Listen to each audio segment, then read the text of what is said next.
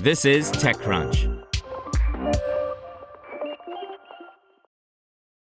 VUZ, a startup known for offering immersive video experiences from red carpets and football stadiums, has raised $12 million as it doubles down on its presence in Saudi Arabia and the United Arab Emirates, as well as accelerates expansion into Africa, Asia, and the United States.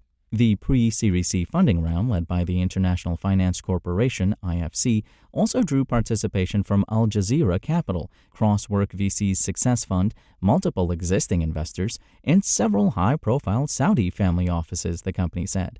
IFC's investment is particularly notable. The World Bank Group member, known more for investing in financial infrastructure and logistics across emerging markets, is making a rare bet on consumer tech and, specifically, the so-called immersive internet.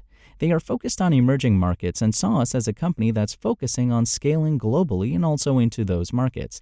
Our work in the creators and the content space got them very excited, and based on our progress and growth, there's so much potential to build upon that, founder and CEO Khaled Zaatara said in an interview with TechCrunch.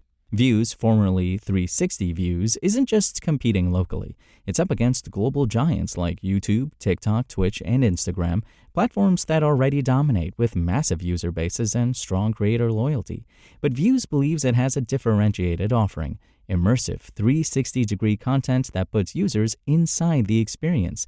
Whether that's the Grammys in LA, a La Liga match in Spain, or a fashion show in Dubai, users can consume content through mobile apps, the web, VR headsets like Apple Vision Pro and Oculus, as well as smart TVs. The company, which raised a $20 million Series B in 2022, has signed exclusive immersive streaming deals with La Liga and the Professional Fighters League, PFL, and is working with over 100 content creators whose combined audience reach tops 100 million. VUZ's expansion push comes at a time when global streaming growth is plateauing in mature markets. YouTube and TikTok dominate mobile-first video consumption in the U.S., while Netflix and Disney Plus are fighting churn and focusing on profitability. However, in emerging markets like Egypt, Nigeria, Indonesia, and Kenya, user growth is still accelerating, particularly among younger, mobile-savvy audiences with an appetite for video and live content.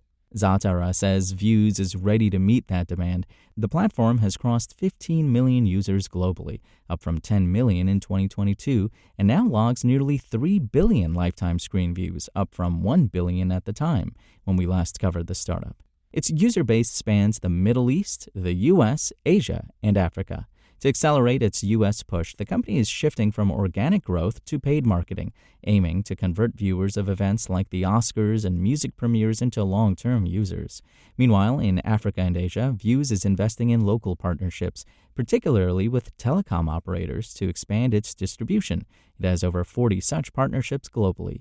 VUZ's monetization model has evolved since its earlier days, when the platform offered about 70% of its content for free and generated revenue through ads. Now that ratio has shifted to 60% free and 40% premium content, accessible via an annual subscription or bundled telecom offers. The company says it has doubled revenue over the past 2 years and posted an 80% increase in gross profit last year.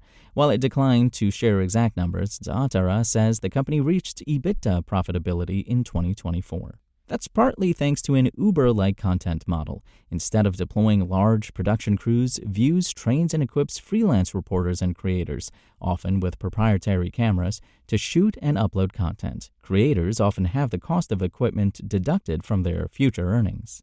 In addition, the startup supports creators via its VUZ Studio, an internal team that helps edit and package immersive content quickly. According to Zaatara, this saves creators hours of editing time. It also offers creators live commerce features, allowing influencers, especially female creators, to sell beauty products or fashion items directly during live streams. To succeed, VUZ must convince users that immersive content isn't just a gimmick, and convince creators that monetizing on VUZ is better than TikTok or YouTube.